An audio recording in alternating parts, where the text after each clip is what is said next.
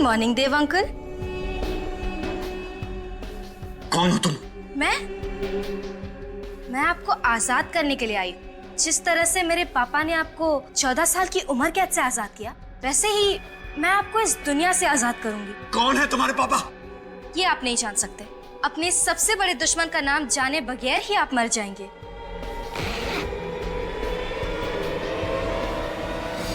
इस गन को हटाओ ऐसे, हटाओ इस गन को। रुक जा, तुम ऐसा नहीं कर सकती। सीआईडी से पंगा मत ले। क्या हुआ, डर गए? इतने बड़े होकर डर गए? जब गोली चलती है ना, तब कुछ समझ में नहीं आता।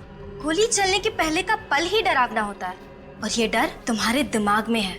सोचना बंद कर दो तो डर अपने आप ही चला जाएगा, और फिर सब कुछ ठीक हो जाएगा। कौन हो तुम? तुम्हारे पापा कौन है? कौन है तुम्हारे पापा? कौन है तुम्हारे पापा? प्रभात कुमार। प्रभात कुमार? हाँ, प्रभात कुमार। तुमने क्या सोच लिया मैं तुम्हें नाम बताए बिना ही मार दूंगी? ये नाम जानना तुम्हारे लिए बहुत जरूरी है, क्योंकि यही वो नाम है जो मरने के पहले तुम्हारी कानों में गूंजेगा।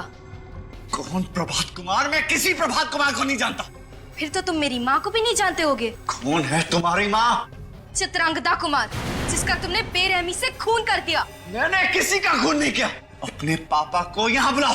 वो तुम्हारी वजह से पहले ही बहुत कुछ सह चुके हैं। उन्हें यहाँ बुलाने की कोई जरूरत नहीं है। बहुत बातें हो गई, अब तुम्हारे मरने का वक्त आ गया है। रुक जा, रुक जा, तुम ऐसा नहीं कर सकती।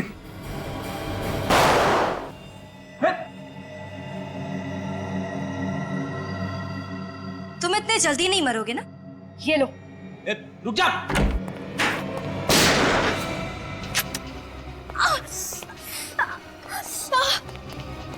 मरने के बारे में सोचना भी मत। कौन हो तुम लोग? सीआईडी। देखो जल्दी से हॉस्पिटल ले चलो, जल्दी। संभल के, संभल के। अगर तुम लोग यहाँ नहीं आते तो मैं उसे मार ही डालती। हम मारने देते तब ना। इतनी कम उम्र में इतनी नफरत किस लिए? हा? बचपन से मेरी जिंदगी का एक ही मकसद रहा है, बदला। देश से अपनी माँ की मौत का बदला। इस बदले और नफरत के बीज को बोया किसने तुम्हारे दिल में? तुम्हारे पापा प्रभात कुमार ने? हाँ, मुझे गर्व है अपने पापा पर कि उन्होंने मेरे माँ के हत्यारे को इतनी बड़ी सजा दी। उसे 14 साल की कैद में रखा, और अब मैंने उसे गोली मार दी। तुम्हारी वजह से देव हॉस्पिटल में जिंदगी और मौत के बीच झूल रहा है, समझी?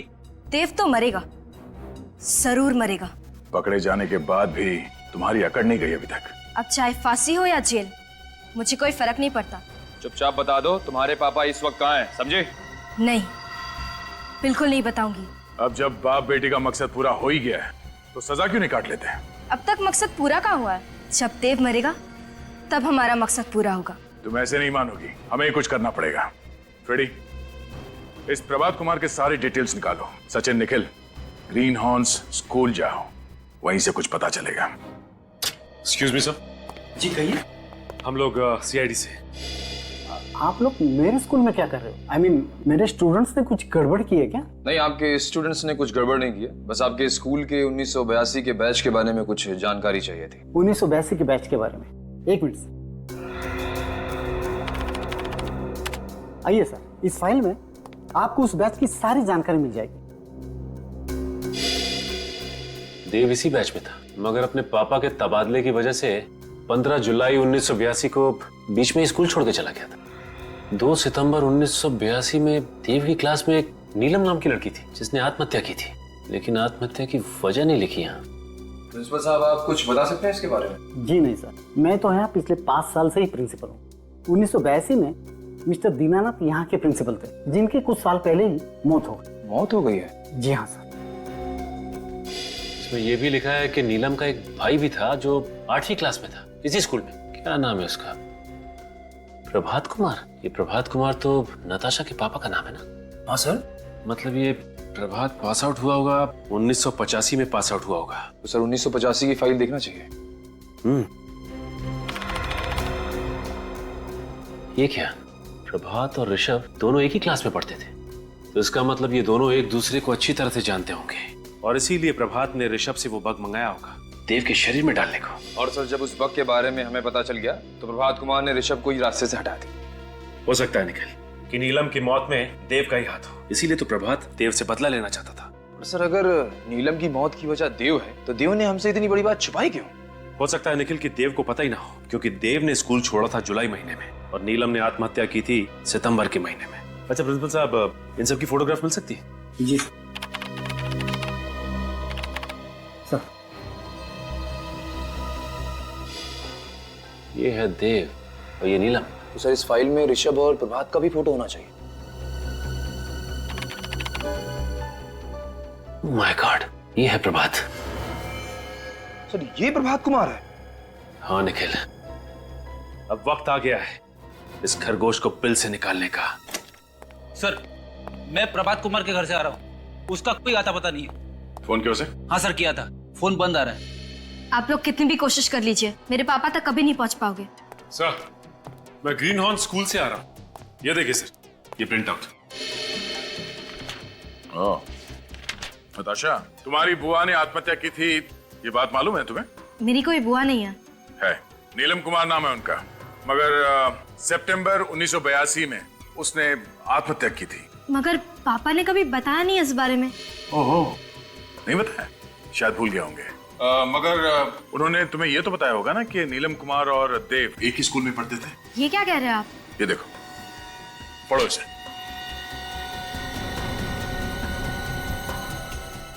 पापा ने इतनी सारी चीजें मुझसे छुपाई क्यों? तुम्हारे पापा ने तुम्हारा इस्तेमाल किया, तुम्हारी माँ की मौत का बदला लेने के लिए नहीं, बल्कि तुम्हारी बुआ की मौत का बदला लेने के लिए। ये सारे कागजात नकली है। आप लोग झूठ बोल रहे हैं ना? क्या नाम है तुम्हारी मम्मी का? चित्रंगदा कुमार ना? हाँ। कोई फोटो है उनकी तुम्हारे पास? नहीं, उन्होंने कभी मम्मी की फोटो नहीं दिखाई। चित्रंगदा कुमार नाम की कोई औरत होगी तो दिखाएंगे ना। ये आप क्या बकवास कर रहे हैं? कोई चित्रंगदा कुमार नहीं है, ये सिर्फ एक कहानी है, कहानी तुम्हारा इस्तेमाल करने की। ये झूठ है ना? तुम्हारे मम्मी पापा की शादी कब हुई थी? 25 फरवरी 1993। मैरिज रजिस्ट्रार के ऑफिस में गए थे हम, वहाँ पे भी कोई प्रभात कुमार और चित्रांगदा कुमार की शादी का रजिस्ट्रेशन नहीं किया गया है। ये नहीं हो सकता। अच्छा, ये बात है। आप लोगों को लगता है कि आप लोग मुझे इन सब बातों में फंसाकर उल्लू बनाओगे, तो मैं आपको अपने पापा का पता बता दूंगी, है ना? मैं आपको अपने पापा का पता नहीं बताऊंगी। तुम्हारे पापा हैं कौन, ये पता भी है तुम्हें? क्या मतलब? दया, हमारा शक सही था। ये पढ़ो। ये क्या है? DNA report. तुम्हारी डीएनए रिपोर्ट मिस्टर देव के डीएनए रिपोर्ट से मैच करती है। मिस्टर देव तुम्हारे पापा हैं, तुम्हारे असली पापा, प्रभात कुमार नहीं। ये रिपोर्ट्स नकली है ना? ये सब झूठ है। आप लोग झूठ बोल रहे हैं ना? यही सच है। तुम्हारे गाल पे जब ये तिल देखा था हमने, हमें उस वक्त शक हुआ था कि शायद तुम मीरा हो, देव और प्रिया की बेटी। ये नहीं हो सकता। मीरा, तुम्हारी माँ का हत्यारा प्रभात कुमार है। उसी ने प्रिया को मारा और प्रिया के खून का इल्जाम देव के सर पे डाला और फिर एक बेटी के हाथों बाप को मरवा के बदला लेना चाहता था। ये नहीं हो सकता। तो इस प्रभात ने बड़ी लंबी प्लानिंग की थी। उसने सोचा कि एक बेटी से बाप का खून करवा दूंगा, इस तरह मीरा को फांसी हो जाएगी और देव का सारा खानदान खत्म। हे भगवान, ये मुझसे क्या हो गया? मैंने अपने ही हाथों से अपने पापा पर गोली चला दी। ये क्या कर दिया मैंने? मैं प्रभात कुमार को नहीं छोड़ूंगी, मार डालूंगी उसे। मीरा, प्रभात कुमार के पापों की सजा कानून देगा उसे। तुम हमें सिर्फ ये बताओ कि वो है कहाँ। लो, खाना खा लो। कहते हैं वक्त हर जख्म को भर देता है, मगर वक्त ही मेरा जख्म है। 14 साल कम समय नहीं होता, खास करके तब जब रोजाना आपका खाना वेज हाक्का नूडल्स हो। मगर मैं खाऊंगा, जिंदा जो रहना है मुझे, ये जानने के लिए कि वो कौन दुश्मन है मेरा जो इतनी नफरत करता है मुझसे। कभी ना कभी तो जरूर आजाद करेगा वो मुझे इस पिंजरे से।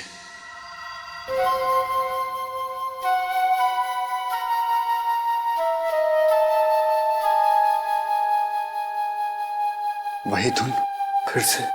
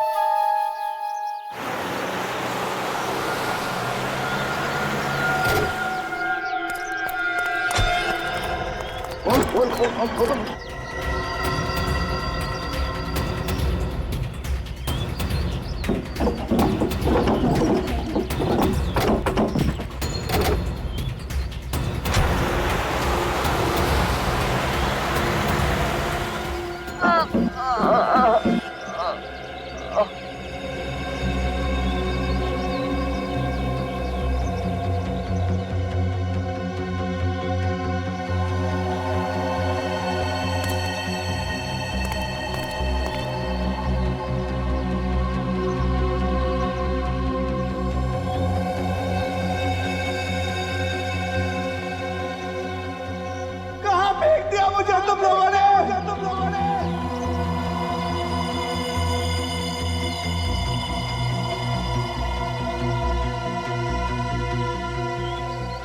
बंदूक? उसने मुझे बंदूक क्यों दी?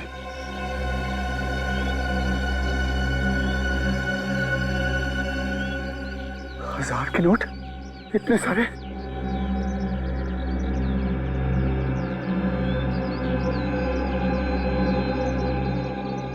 ये कैसा मोबाइल फोन?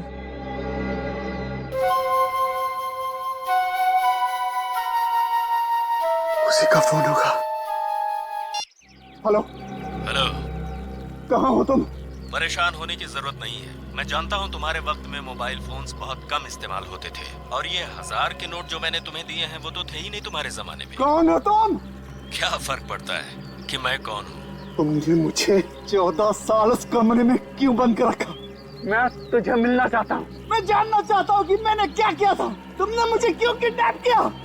सब कुछ बहुत जल्द पता चल जाएगा। पैसे और गन तुम्हारी मदद करेंगे।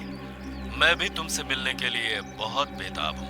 3 दिन देता हूँ सिर्फ। 3 दिन में मुझ तक पहुँचो और मुझे खत्म कर दो। मार सको तो मार दो। हेलो! मैं तुझे ढूंढ निकालूंगा। मैं तुझे नहीं छोड़ूंगा।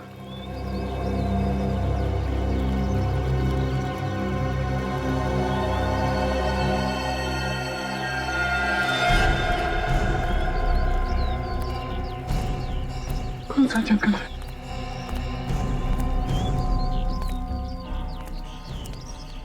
कौन सा जंगल है?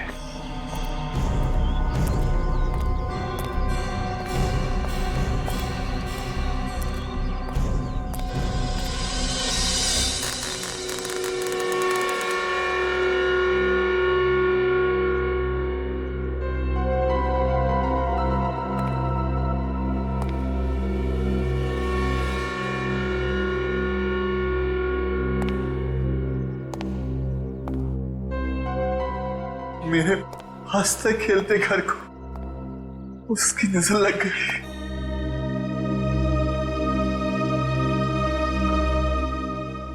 छोड़ूंगा नहीं मैं उसको। उसने मेरी जिंदगी बर्बाद कर दी, मेरा घर बर्बाद कर दिया। मैं उसे ढूंढ कर ही निकालूंगा, ढूंढ कर ही निकालूंगा।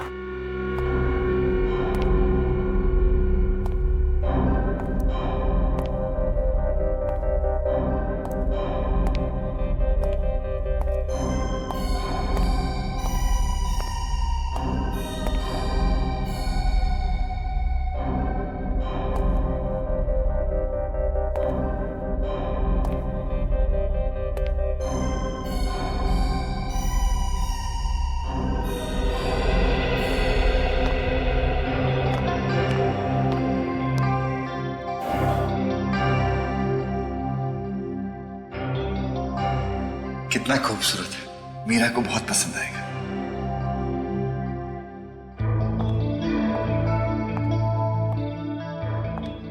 क्या बात है, बड़े खुश लग रहे हो। खुशी की बात है। आखिर क्या बात है, हमें भी तो पता चले। बताता हूँ, थोड़ा सब्र करो। सब्र का फल मीठा होता है। कितना सुखी परिवार था हमारा। मेरी मीरा बेटी कैसी है? कितने खुश थे। अब तुम बाहर जाओ, मैं आता हूं।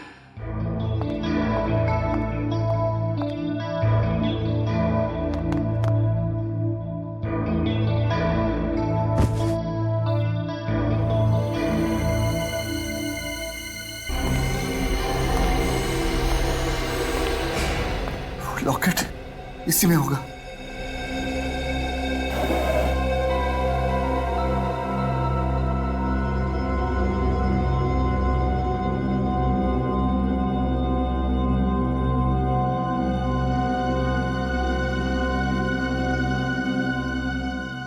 इसे मैं अपने पास रख लेता हूं। इसमें एक डायरी होगी, इसमें होगी ये रही।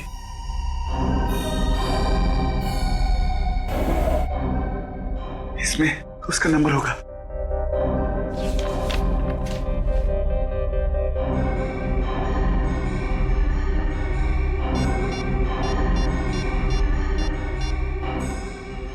हेलो गिरीश, मैं देव। कहाँ है तू? कैसा है? कहाँ था इतने साल? गिरीश, मैं ये सब फोन पर नहीं बता सकता।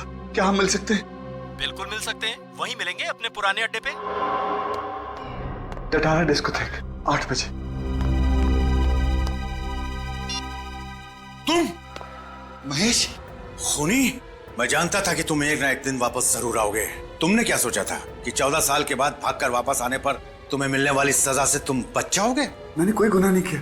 तुमने अपनी बीवी प्रिया का खून किया है। मैं अभी सीआईडी को फोन लगाता हूँ। सीआईडी को फोन मत करना। महेश, अरे सीआईडी को फोन मत करना। तुम्हारे पास बंदूक है तो मुझे फोन लगाना ही पड़ेगा।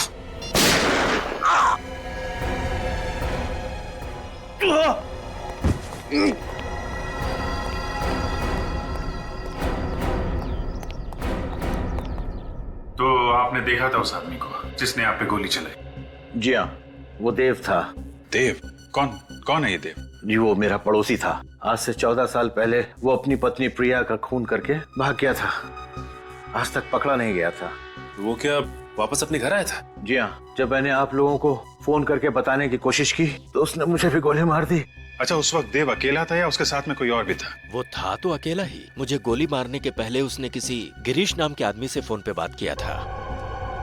क्या क्या बात की उसने? आपने कुछ सुना? उससे कह रहा था कि वो उसे टटारा डिस्कोथेक में मिलेगा रात 8 बजे। टटारा डिस्कोथेक रात 8 बजे? 8 बजने में भी 4 घंटे बाकी हैं। तब तक इस देव की कुंडली निकालते हैं। मिल गया सर। ये देखिए देव के काले कारनामों का चिट्ठा। तो इस देव ने आज से 14 साल पहले 24 अप्रैल 1998 को अपनी बीवी प्रिया का खून किया था, पेट में चाकू घोंप के। हाँ सर, और वो खून करके फरार हो गया और पुलिस को चाकू के ऊपर से उसकी उंगलियों के निशान भी मिले और तो और मौका वारदात पे देव की खून की बूंदें भी मिली, लेकिन उसके बावजूद पुलिस पकड़ नहीं पाई उसे। और अब 14 साल बाद वो इस शहर में वापस आया है। सर जरूर कोई बहुत बड़ी ठोस वजह है इस देव के वापस आने की, वरना खुद घर जाके वो अपने आप को मुसीबत में क्यों डालता? इसमें यह भी लिखा है कि उस वक्त देव की एक 2.5 साल की बेटी भी थी, मीरा, और उसकी मां की मौत के बाद से वो गायब है। आ रहा है ना आज रात ये देव टटारा डिस्कोथेक में। बहुत सारे सवालों के जवाब देने इस देव को।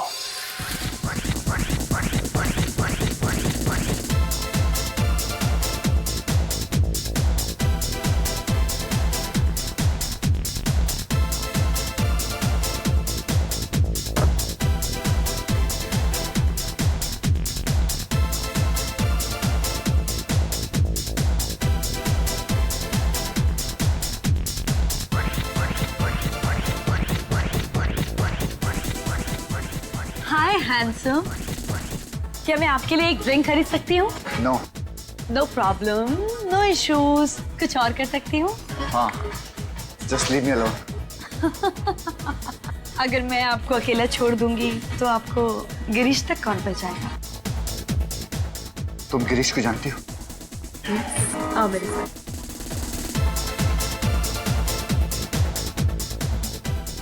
गिरीश, देखो तुमसे मिलने देव आया है। देव, हाय मैन। मेरे दोस्त कहाँ थे यार?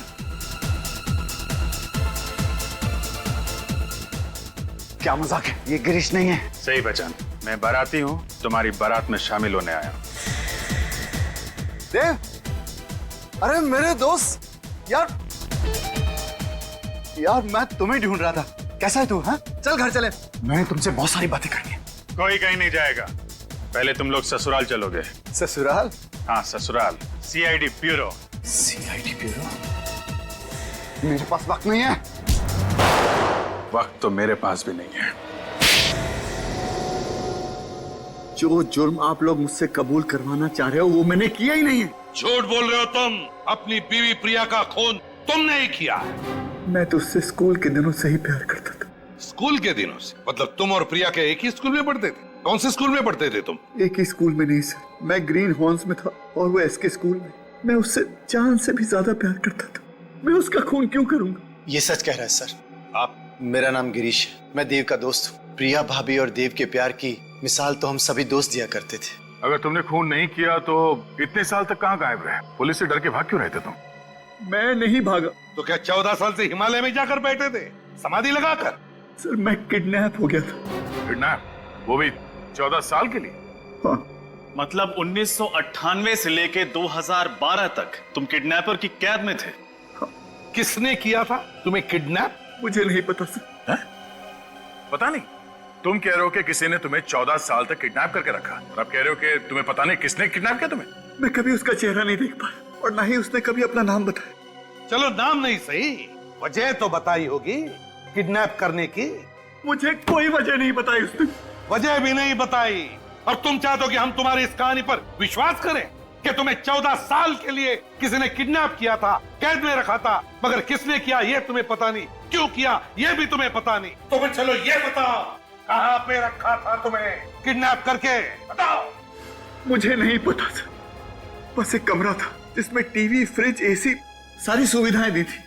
मैं उसे नहीं जानता और ना मुझे पता था कि मैं उस कमरे में 14 साल रहने वाला हूं। तुम्हारी इस कहानी पर हमें बिल्कुल विश्वास नहीं, फिर भी और एक मौका देता हूं तुम्हें। सच सच बताओ, बिल्कुल शुरू से, जिस दिन तुम किडनैप हुए थे उस दिन से। 21 अप्रैल 1998 मेरी छोटी सी जिंदगी बड़े सुकून से कट रही थी। सारी खुशियां थी मेरे पास। मैं, मेरी बीवी प्रिया और हमारी नन्ही सी बच्ची मीरा। कितना खूबसूरत है, उसे बहुत पसंद आएगा।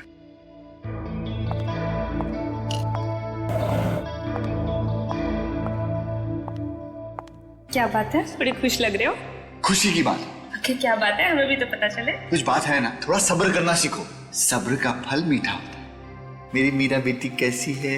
अच्छा, इसे लेकर बाहर जाओ, मैं आता हूँ। तुमने बताया नहीं क्या बात है। तुम जाओ तो मैं आता हूँ, बताता हूँ।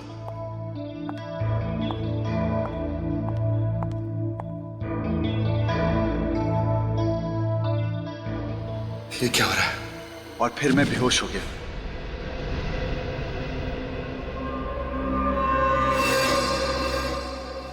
जब नींद खुली तो देखा किसी अनजान जगह पर हूं।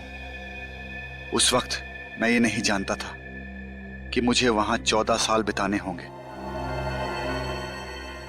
पर अगर ये बात मुझे पता भी होती तो क्या मेरा दर्द कुछ कम हो जाता?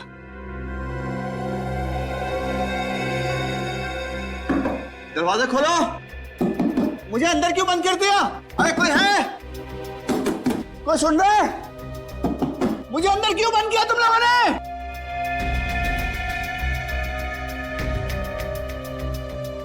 कहाँ हूं मैं?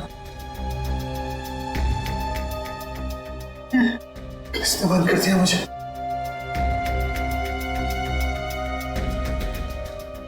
खिड़की नहीं,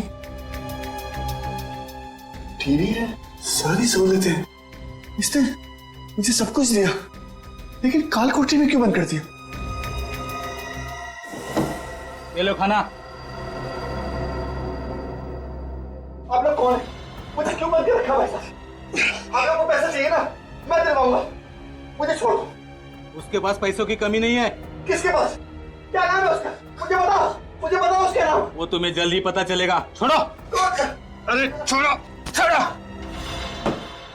और फिर एक दिन 4 लोग अंदर आए। कौन है आप लोग? मैं समझ नहीं पा रहा था क्यों पकड़ रखा? कि वो मेरा खून क्यों ले जा रहे हैं। मेरा खून क्यों ले लिया? जाने से पहले उन्होंने मेरा ग्लास भी ले लिया। ग्लास? उन्होंने ऐसा क्यों किया था? अरे कहाँ जा रहे हो? कहाँ जा रहे हो आप लोग? मेरा खून क्यों ले जा रहे हो? मेरा खून, मुझे छोड़, मुझे छोड़। ये उस दिन मुझे समझ में आया जब मैंने न्यूज चैनल पर देखा कि आज सुबह देव नाम के सिविल इंजीनियर ने अपनी पत्नी प्रिया की चाकू मारकर हत्या कर दी। चाकू पर देव की उंगलियों के निशान और फर्श पर उसकी खून की बूंदें इस बात की पुष्टि करती हैं कि खून देव ने ही किया है। देव फरार है, पुलिस को उसकी तलाश है। देव और प्रिया की एक 2.5 साल की बेटी मीरा भी थी, जिसका फिलहाल कोई पता नहीं चल पा रहा। पुलिस का मानना है कि देव उसे अपने साथ ले गया है।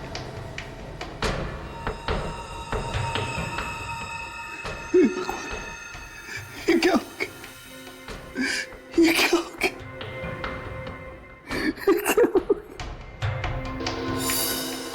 क्यों मारा तुमने प्रिया को? मैंने क्या बिगाड़ा था तुम्हारा? क्या बिगाड़ा था?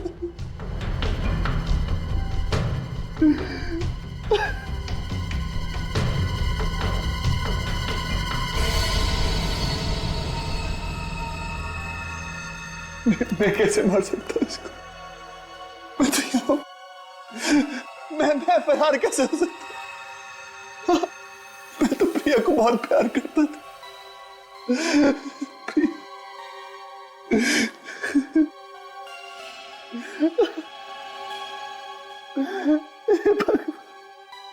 ये क्या हो गया? मीरा, मेरी बच्ची मीरा कहाँ हो गई? मीरा का क्या किया तुमने? मेरी बच्ची कहाँ है? मैंने क्या बिगाड़ा है तुम्हारा? मुझे माफ कर दो। मेरी बच्ची मुझे वापस दे दो। और इस तरह उस इंसान ने मेरी हंसती खेलती जिंदगी बर्बाद कर दी। अब मेरी जिंदगी का सिर्फ एक ही मकसद है, बदला। उससे मारकर मैं फांसी भी चढ़ जाऊं तो मुझे परवाह नहीं, मुझे परवाह नहीं। तुम्हारी बेटी मीरा वो कहाँ है? पता नहीं कैसी होगी, मुझे ये भी नहीं पता। किस हाल में होगी मुझे ये भी नहीं पता। हौसला रखो देव, तुम कानून को अपने हाथ में नहीं लोगे। सीआईडी वाले उस खूनी को सजा जरूर दिलाएंगे और तुम्हारी बेटी मीरा को भी ढूंढ निकालेंगे। मुझे लगता है कि जरूर ये काम किसी पुलिस ऑफिसर या फोरेंसिक के डॉक्टर का होगा, वरना देव की उंगलियों के निशान उठाकर हथियार पे डालना और फिर ब्लड सैंपल्स को ठीक जगह पे गिराना, ये किसी अनाड़ी आदमी का काम नहीं हो सकता सर। बिल्कुल सही कह रहे हो तुम। एक बात बताओ देव, ये गन और फोन ये तुम्हें किसने दिए, कहां से आए? उसी ने दिए थे, मेरी सूट की जेब में रख दिए थे और उसका फोन भी आया था प्राइवेट नंबर से। प्राइवेट नंबर से फोन आया था? क्या कहा उसने? कि अगर 3 दिन में मैंने उसे नहीं ढूंढ निकाला तो वो मुझे मार देगा। मेरे दोस्त की जान बचा लीजिए सर, इतने सालों के बाद मिला है मुझे ये, मैं इसे फिर से खोना नहीं चाहता। आप चिंता मत करो, आपके दोस्त देव को कुछ नहीं होगा। सर ये आदमी काफी पहुंचा हुआ है, क्योंकि प्राइवेट नंबर्स तो ऐसे ही किसी को नहीं मिलते। देव, वो आवाज कुछ जानी पहचानी सी लगी तुम्हें जब तुमने फोन पे बात किया उससे? नहीं सर। चलो उस जगह के बारे में तो बताओ, याद करो, जरा दिमाग पर जोर डालो, बताओ। सर बस एक कमरा था, उस कमरे में कोई खिड़की नहीं थी, बाहर से किसी की कोई आवाज नहीं आती थी। मैं तो किसी इंसान की आवाज सुनने को तरस गया था सर। फिर भी कुछ तो सुना होगा, वहां बाहर से कोई आवाज आई होगी, कोई अजीब सी आवाज। बस हाँ सर, एक धुन जिसके सुनने के बाद मैं बेहोश हो जाता था। धुन सुनते थे और बेहोश हो जाते थे? जी सर। अच्छा, और कुछ? हाँ सर, हवाई जहाज उड़ने की आवाज दिन भर आया करती थी सर। हवाई जहाजों की आवाज है? इसका मतलब है दया, वहां पे एयरपोर्ट है करीब ही जहां पर देव को कैद करके रखा था। कुछ और खास बात? देखो देव, छोटी सी छोटी बात भी हमारे लिए काम की हो सकती है, बताओ, सोचो। हाँ सर, वो लोग मुझे दिन रात एक ही किस्म का खाना देते थे सर। रोज एक ही किस्म का खाना? हाँ सर, 14 साल दिन रात मैंने एक ही चीज खाई है, नूडल्स, सिर्फ नूडल्स, सिर्फ नूडल्स। देव, ये बताओ, क्या कभी इस नूडल्स का स्वाद बदला है या एक ही स्वाद था, एक ही किस्म के, एक ही तरह की नूडल्स?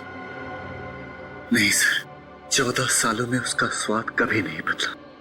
उसका स्वाद आज भी मुझे याद है, मेरी जुबान पर खुदरा हुआ है सर उसका स्वाद। आई एम सॉरी देव, लेकिन तुम्हें एक बार और वो नूडल्स खाने पड़ेंगे हमारे लिए।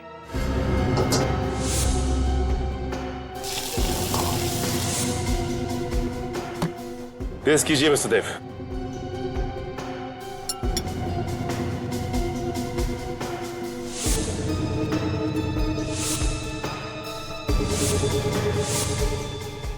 ये नहीं है। इस रेस्टोरेंट का शेफ कौन है? ये वो नूडल नहीं है। मुझे नहीं लगता ये नूडल खाने के बाद मैं और कभी नूडल खा पाऊंगा। इतना घटिया बना है।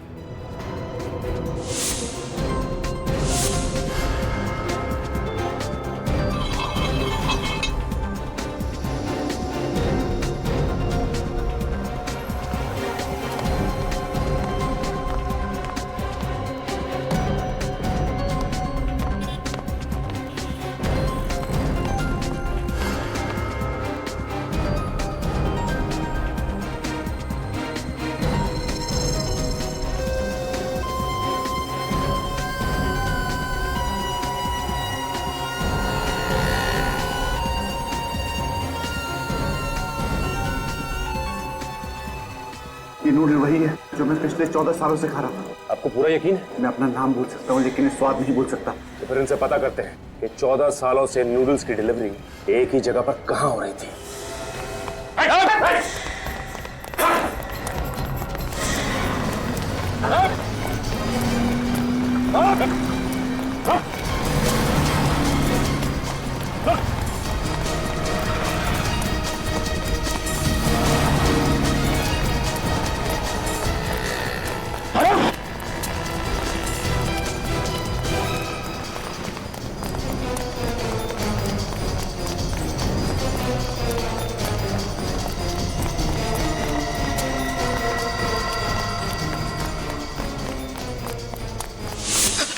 अरे बटलर, तुम यहाँ क्या कर रहे हो? मेरे पीछे वो सीआईडी।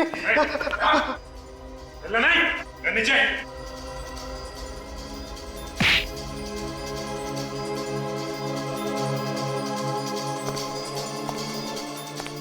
ये तो मैं हूं। मुझे पूरा यकीन था कि उस कमरे में कैमरे हैं। क्यों किडनैप किया मुझे? तुमसे बात करता था। मैं नहीं हूँ वो। तुम ही थे, तुम ही थे। मैं नहीं हूँ वो। तुम्हें कैद कर रखने के लिए मुझे किसी ने पैसे दिए थे। किसने दिए थे पैसे? मैं नहीं जानता। वो हमेशा मुझे फोन करता है। वो नंबर लाओ, लाओ। वो हमेशा अपने प्राइवेट नंबर से फोन करता है। और पैसे? वो तुम्हें पैसे कैसे देता था? वो हर महीने के 1 तारीख को बिल्डिंग के नीचे ड्रॉप बॉक्स में रख कर जाता है। अगर ये वो आदमी नहीं है तो वो कौन है जो मुझसे इतनी नफरत करता है कि 14 साल के लिए वो इस आदमी को पैसे देगा मुझे कैद में रखने के लिए? इसका पता भी चल जाएगा। देखो तो मैं चाहता हूं कि तुम उन सारे लोगों के नाम लिखो, तुम्हारे बचपन से लेकर आज तक उन सारे लोगों के नाम जिनके साथ कभी तुम्हारा झगड़ा हुआ हो या किसी का दिल दुखाया हो तुमने।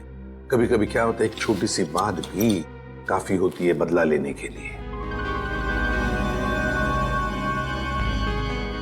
प्रतीक,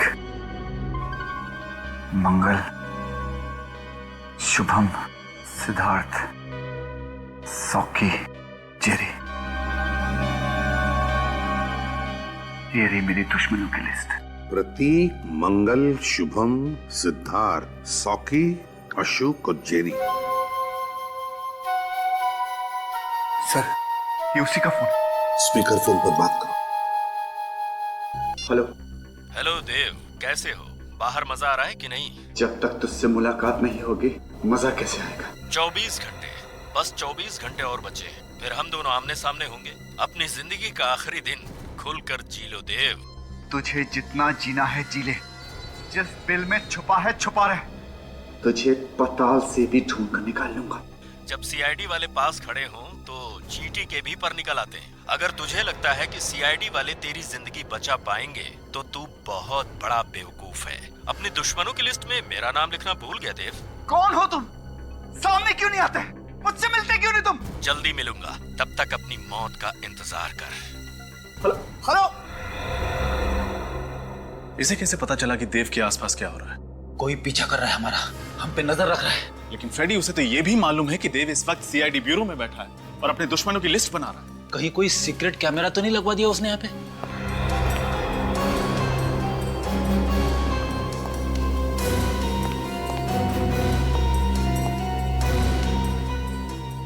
नहीं सर, यहाँ पे तो कोई कैमरा दिख नहीं रहा है। क्या मतलब सर?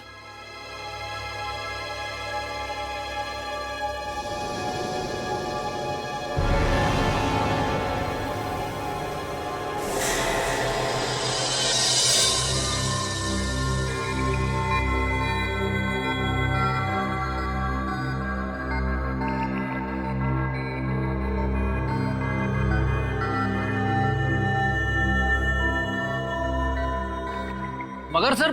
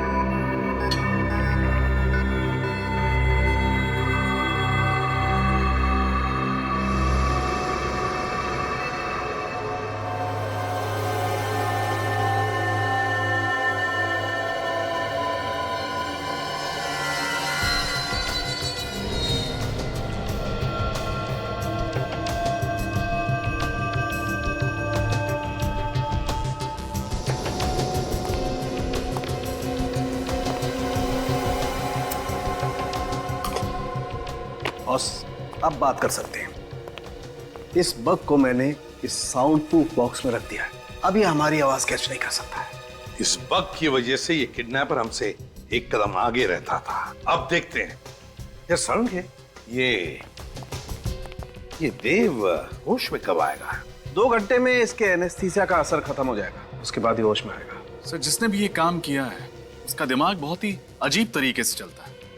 उसने पहले देव को 14 साल तक कमरे में बंद रखा और जब छोड़ा तो उसके शरीर में ये बग फिट कर दिया ताकि वो हर समय इसकी बातें सुन सके। और ये बग भी उसी दौरान लगाया गया है जब देव को बंदी बनाया गया था।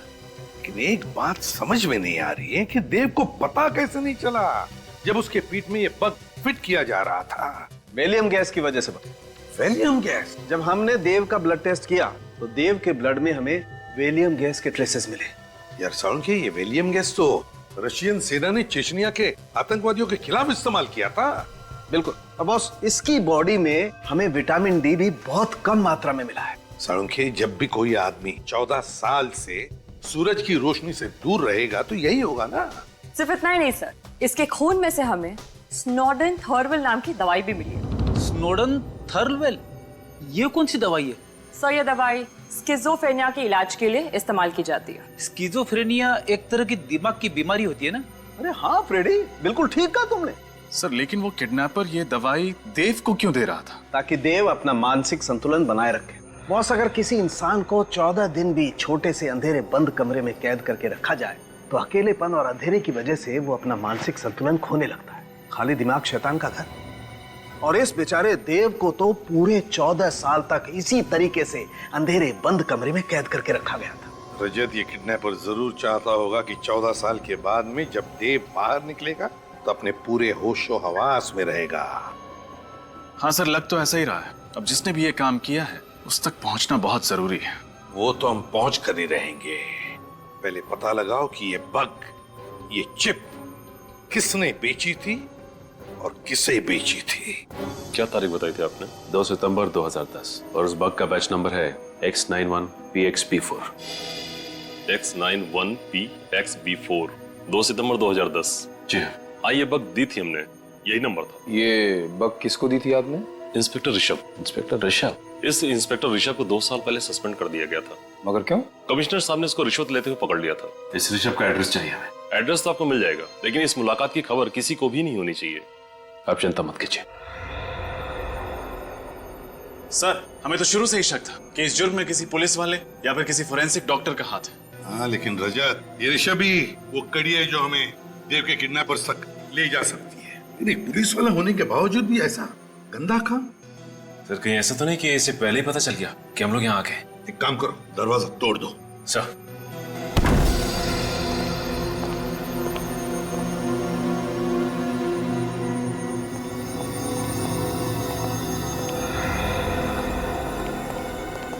लगता है घर में तो कोई नहीं है। कहीं ये चुप कर तो नहीं बैठा है घर में? देखो जरा, फैल जाओ।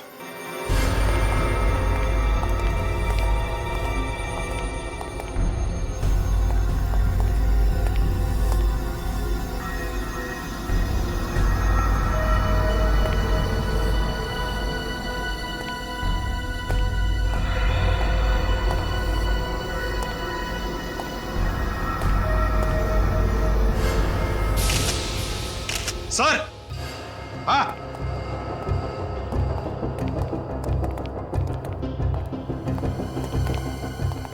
माय गॉड,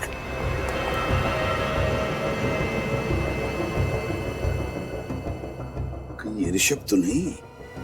बहुत बुरी तरह से चाकू से वार किए लगता है। कम से कम 5-6 वार तो है। सर, हो सकता है ये काम देव के किडनैपर्स का हो। हाँ सचिन, हो सकता है। उसे पता चल गया होगा कि वो बग जो फिट किया था वो काम नहीं कर रहा है, इसलिए ऋषभ को मार डाला। अच्छी तरह से चेक करते इस घर को, एक एक कोना छान मारते, एक एक इंच, जरूर कुछ ना कुछ तो मिलेगा।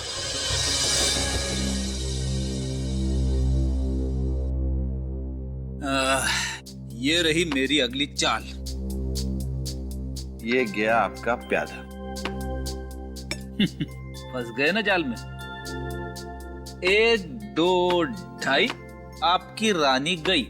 मैं तो अपनी रानी पहले खो चुका। आई एम सॉरी यार, मैं समझ सकता हूँ कि तुम्हारे दिल पे क्या बीत रही होगी।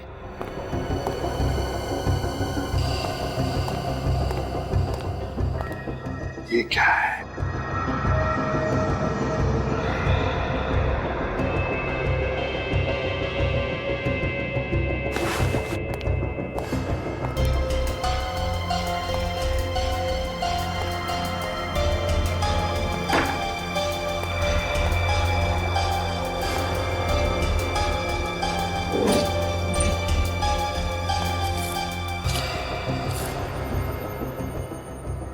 Green home school class of 1985 reunion. Rajat, Sachin, ये देखो क्या मिला है। Green horn school class of 1985 reunion. Green horn school, इसका मतलब ऋषभ भी ग्रीन हॉर्न स्कूल में पढ़ता था? सिर्फ ऋषभ ही नहीं, देव भी इसी स्कूल में पढ़ता था। कहीं ऐसा तो नहीं कि ये खूनी, ये देव का दुश्मन भी इसी स्कूल में पढ़ता था? हाँ सर, हो सकता है। लेकिन सर, इस देव ने कभी इस स्कूल में पढ़ने वाले किसी आदमी का जिक्र नहीं किया। वही तो, क्यों नहीं किया जिक्र? नहीं, कुछ तो गड़बड़ है। काम करो, इस देव से बात करो, फ्रेडी को फोन लगाओ और उससे पूछो कि याद करके बताए, अच्छी तरह से याद करके बताए कि क्या जब वो स्कूल में था तब उसकी किसी के साथ कोई दुश्मनी थी क्या? अब एक मिनट। Hello sir. हाँ फ्रेडी, देव तुम्हारे सामने। एक मिनट के लिए भी मैंने अपनी आंखों से ओझल नहीं होने दिया देव को। मैं जानता हूँ सर, 3 दिन हो चुके हैं, देव की जान को खतरा है। अच्छा, देव से बात करो। देव, लाइट कैसे चली गई? बिजली का बिल तो भरा था ना मैंने। फ्रेडी, क्या हुआ?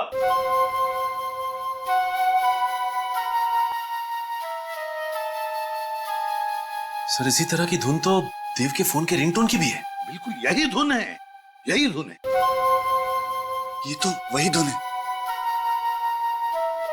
मुझे चक्कर क्यों आ रहे? फ्रेडी, फ्रेडी, क्या हो गया? फोन कट गया सर। जरूर कुछ तो गड़बड़ है फ्रेडी के घर पर। चलते हैं उधर, जल्दी, लेट्स गो।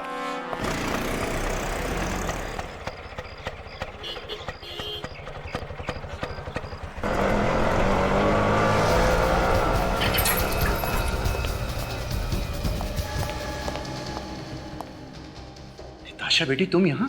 सीआईडी वालों ने तुम्हें छोड़ दिया? सीआईडी वालों ने मुझे छोड़ दिया। जब मैंने उन्हें अपनी माँ की खून की दर्द भरी दास्तान सुनाई तो दया का भी दिल पिघल गया। दया का दिल भी पिघल गया? अरे बेवकूफ लड़की, दया का दिल कभी पिघल नहीं सकता, क्योंकि इसका दिल लोहे का बना हुआ है। जरूर इसमें उनकी कोई चाल होगी। ठीक कहा तुमने, ये हमारा ही प्लान था। मिस्टर प्रभात कुमार उर्फ गिरीश। धोखा, इतना बड़ा धोखा किया तुमने मेरे साथ। धोखेबाज तो तू है, जो बचपन से अब तक मुझसे झूठ कहता आया। अपने माँ के खूनी के कहने पर मैंने अपने पापा पर गोली चला दी। तो तुम्हें सब कुछ पता चल चुका है। कितनी कोशिश की मैंने कि कम से कम खून खराबा हो, खुशी खुशी सब कुछ निपट जाए, मगर अब मुझे लगता है यहाँ पर मुझे 4 लाशें बिछानी पड़ेगी। तुम लाशें बिछाओगे? लाशें बिछाने लायक बचोगे तब ना। बोल, क्यों किया ये सब? क्योंकि मैं देव को बर्बाद कर देना चाहता था। क्या दुश्मनी थी तुम्हारी देव के साथ? देव मेरी बहन का खूनी है। लेकिन नीलम ने तो आत्महत्या की थी ना? देव की वजह से आत्महत्या की थी मेरी बहन नीलम ने, क्योंकि ग्रीन होम स्कूल में उसने सभी को ये कहकर उसे बदनाम कर दिया था कि वो उससे प्यार करती, उससे शादी करना चाहती, जबकि ऐसा कुछ भी नहीं था। देव तो जुलाई 1982 में स्कूल छोड़कर जा चुका था। हाँ, मगर देव के स्कूल छोड़ देने के बाद भी ग्रीन हॉर्न्स के बाकी के स्टूडेंट्स के तानों ने नीलम का पीछा नहीं छोड़ा, और मायूस होकर वो खुद मौके से लटक गई। गिरीश, तुम्हारी बहन के साथ जो कुछ भी हुआ बहुत गलत हुआ, मगर बदला लेने के लिए तुमने देव के साथ जो कुछ भी किया वो भी ठीक नहीं है। सालों से बदले की आग मेरे दिल में चल रही थी, और मैंने उसे कभी बुझने भी नहीं दिया। बस सही मौके का इंतजार कर रहा था, क्योंकि देव मुझे पहचानता नहीं था, इसलिए गिरीश बनकर मैंने उससे दोस्ती की। ये सब करने का क्या फायदा हुआ? तुम्हारी मरी हुई बहन वापस तो नहीं मिली ना? तुम्हें मिलेगा सिर्फ फांसी का फंदा। डॉक्टर साहब, कैसी तबीयत है इनकी? गोली दिल के बिल्कुल पास लगी और खून भी काफी बह गया है, इसलिए इनका बचना मुश्किल है। नहीं डॉक्टर साहब, ऐसा मत कहिए। अगर मेरे पापा को कुछ हो गया तो मैं अपने आप को माफ नहीं कर पाऊंगी। हमें जो कुछ करना था हम कर चुके हैं, अब तो इनको केवल भगवान ही बचा सकते हैं। पापा, पापा उठिए ना। मैं आपकी बेटी मीरा। मैं आपको पहचान नहीं पाई, पर आपको तो मुझे पहचान लेना चाहिए था ना। पापा जवाब दीजिए, इतने सालों बाद आपकी बेटी वापस आई है, आप उठकर उसे गले नहीं लगाएंगे? ओ नो, इनकी हालत तो बिगड़ती जा रही है। पापा आप मुझे छोड़कर कहीं नहीं जा सकते, समझ गए आप? मम्मी भी मुझे छोड़ के चली गई थी। अगर आप चले गए तो मुझे कौन संभालेगा? पापा उठिए ना पापा। हे भगवान, आप प्लीज मेरे पापा को बचा लीजिए। मैं जेल चली जाऊंगी, अपने सारे बुरे कामों की सजा काटूंगी, पर आप मेरे पापा को बचा लीजिए प्लीज। भगवान उठिए ना पापा। इन्हें होश आ रहा है। पापा मुझे माफ कर दीजिए, मुझसे बहुत बड़ी गलती हो गई। मुझे अब पर गोली नहीं चलानी चाहिए थी।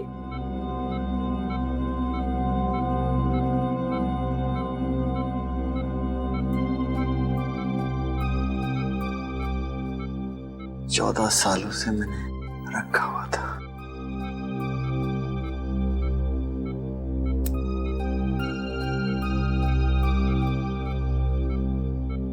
ये तो मेरे बचपन का फोटो है।